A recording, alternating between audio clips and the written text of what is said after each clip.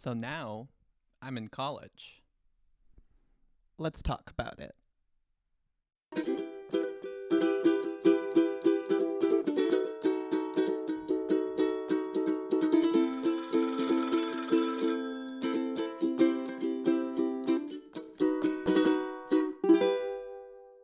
So I'm finally back in my new room, which will be shown to you as I talk about my dreams and aspirations going forward. As I mentioned on a previous episode, that last semester I've really flourished. Not only was I vice president of a Catholic organization, the Newman Club, which I didn't even realize I was going to Catholic Mass until after the fact, but I was also an editor for my local publication, English Journal. I was in the Andrew Lippa version of the Wild Party.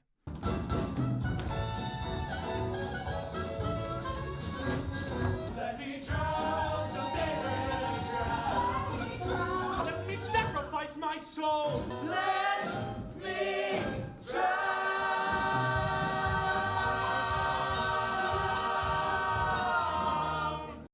But anyways, this semester I have found myself in some other classes where deadlines are more important, including Journalism 1, which surprisingly I haven't taken before in this setting. I did have a journalism class, Intro to Mass Media, which honestly was more akin to a de facto newspaper club in sophomore year of high school. And I didn't know that was my career choice at the time. It sort of developed that way. And it may not even be my career choice going forward. Who knows? I'm always open to changing. It might change in the future. Nevertheless, I'm very proud of the accomplishments that I've made, and I hope, going forward, I'll continue to flourish in my new place, areas, and classes, and endeavors. I hope that going forward, I can continue to grow not only as an academic, but as a person, and continue to make wonderful content for you. So I've recorded the intro song to my podcast here that you saw at the very beginning. It was actually based off of a song I wrote for a different class as a final. In my last semester, I was in a post-colonial literature and theory class. This class involved the base presumption that there are divisions, the oppressor and the oppressed, the colonizer and the colonized. And on the base principle, therefore, you are led to believe that America is inherently a bad place and that we still do have a lot more work to do. Now, I do not discount the idea that there's more work to do in regards to civil rights, but I do discount the fact that America is a bad place. I think inherently America is a good place. And so at the beginning of class, I figured, well, if post-colonial literature and theory wants me to assume that America is bad, I don't believe the class would be best suited for me. Now, to the professor's credit, initially as my first assignment was asked, what is your understanding of your American citizenship? And I submitted the following paper. I am proud to be an American. Perhaps you've seen this on bumper stickers or heard it in the twang of country music. The sentiment, until very recently, was an accepted fact. The people who reside in the U.S. love the U.S. We stand for the flag and sing in sync with the burning beat of liberty in the depths of the American psyche. As a natural-born American citizen, I am afforded the rights and protections guaranteed under the United States Constitution. I have a freedom of speech, a right to bear arms, a right to a jury of my peers, etc. These rights are guaranteed to every American, natural-born and naturalized, or at least they should be. Natural-born status aside, my pride in America is not due to any bias or an absence of knowledge. On the contrary, I know that America has a dark past. The slave trade, the Trail of Tears, the massacre of Native Americans in Manifest Destiny, Jim Crow in the racist South, the Japanese internment camps of World War II. Among any sovereign nation there is blush as well as blemishes, immorality and virtue, yin and yang, good and evil. That statement isn't to downplay just how awful these events were. Believe me, I won't defend them. But I fundamentally hold that America is the world's last bastion of freedom.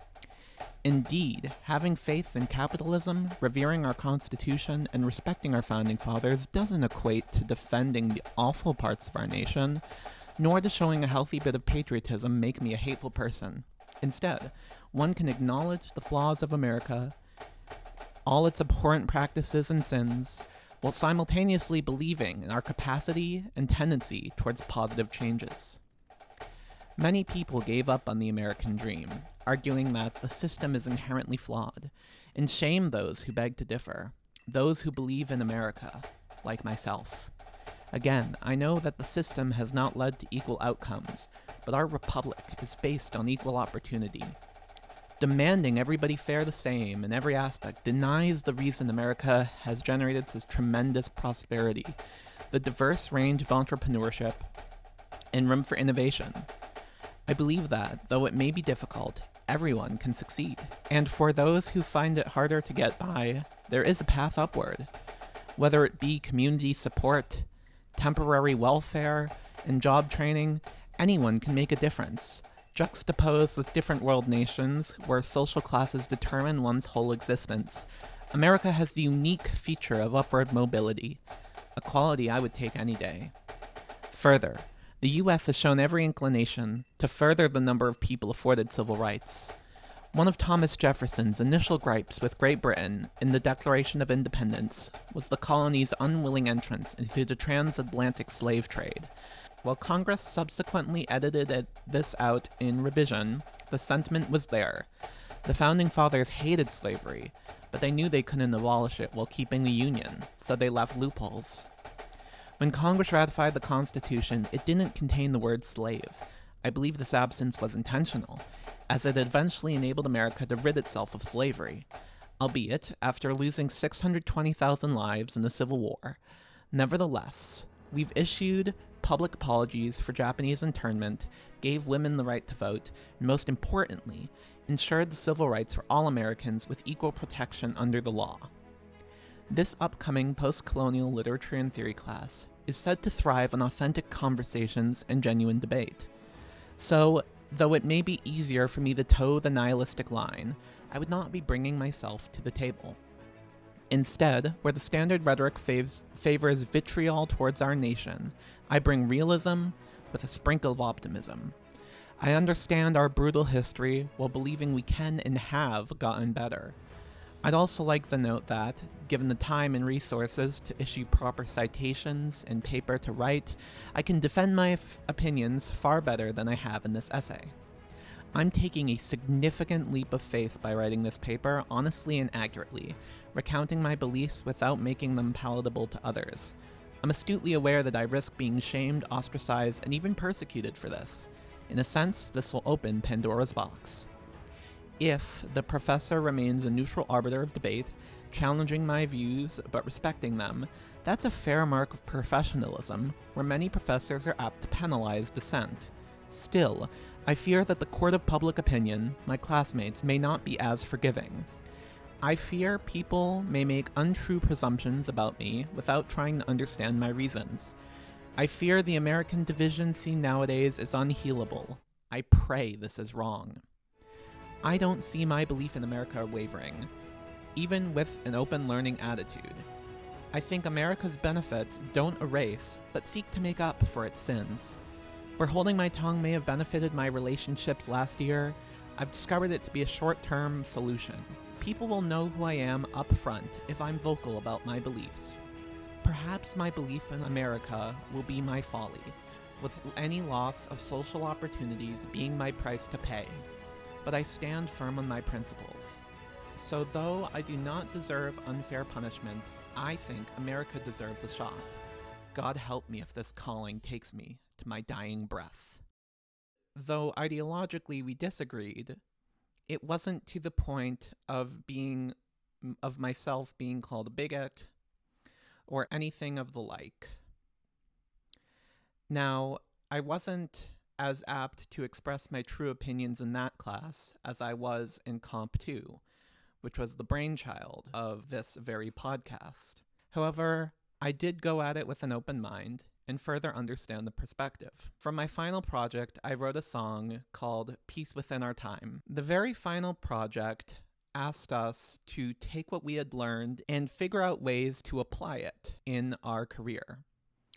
Now, obviously, there is a certain level of footwork that needs to be done to avoid the landmines of wokeism. If journalism is indeed my field of choice, the implication of a race-based class would therefore be that, let's say, there is a police encounter of an unarmed black man and some white police officers. Perhaps it's racially motivated, and that's what the left-wing media would want you to believe.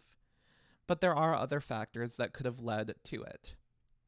Now, luckily, the man survived, and so you're not discouraging or saying ill about the dead because the man is alive. People pointed out as a miscarriage of justice or an injustice. Well, let's say it comes up that he was presumed to be disorderly or on drugs. George Floyd, for example, was on drugs. I am not discounting the dead. I don't think Derek Chauvin was in the right. I think it was definitely wrong for that to have occurred in that way. However, as a journalist, my inclination would be to lean towards truth and not censoring myself because saying that someone was on drugs or saying that the police may have had an actual reason to do what they did, it's not justifying the action. It's simply giving reasons for what may have been behind the incident. So when I formulated my final project, I wanted it to be almost intentionally vague. At the end of the presentation, I said the following. Now, I'm not advocating for a world where we all come together and sing Kumbaya, per se, because the differences make everything interesting. Everybody has a song for peace, and I advocate for the day where everyone will sing in their native tongue, and every song is respected for its inherent beauty. And then I played my song, a song that is vague enough that it could be picked up by someone like myself, a freedom-minded individual who wants to fight back against a lot of the institutions that have been taken over by degeneracy, but could equally be picked up by a radical left-winger that wants to fight the patriarchy or fight systemic racism or a dozen other things that they purport to be fighting against or fighting for. Nevertheless, I believe it came out good despite its inherent vagueness, and I want you to hear it because it was the base of what I used for my song, the introduction of the Brewster Call.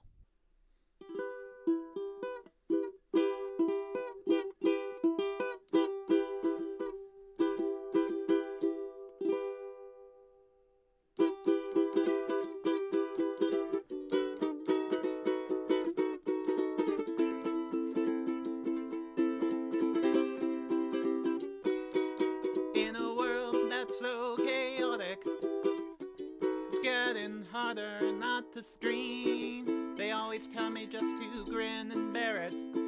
I don't know what they mean, oh, and I know if we work together, that peace in this world will spread far. Oh, and I know in my heart of hearts that one day the peace will be ours.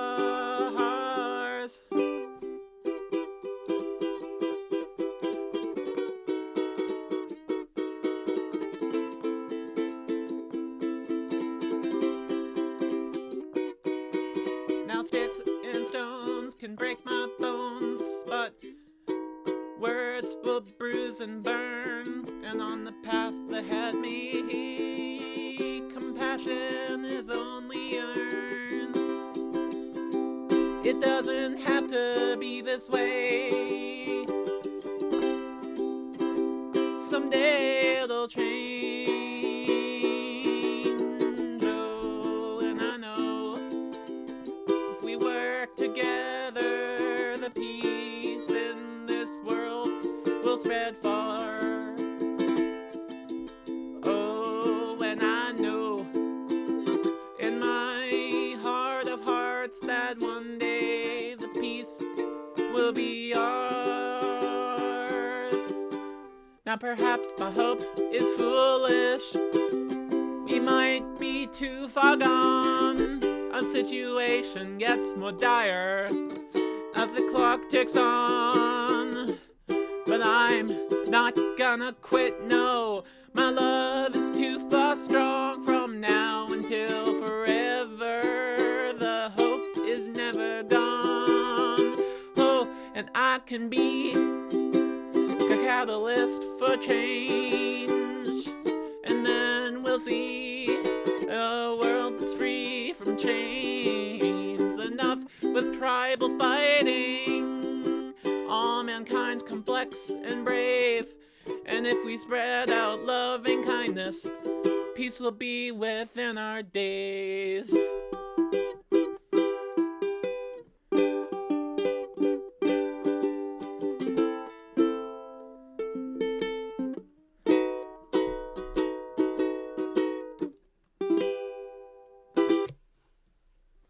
I hope you enjoyed that.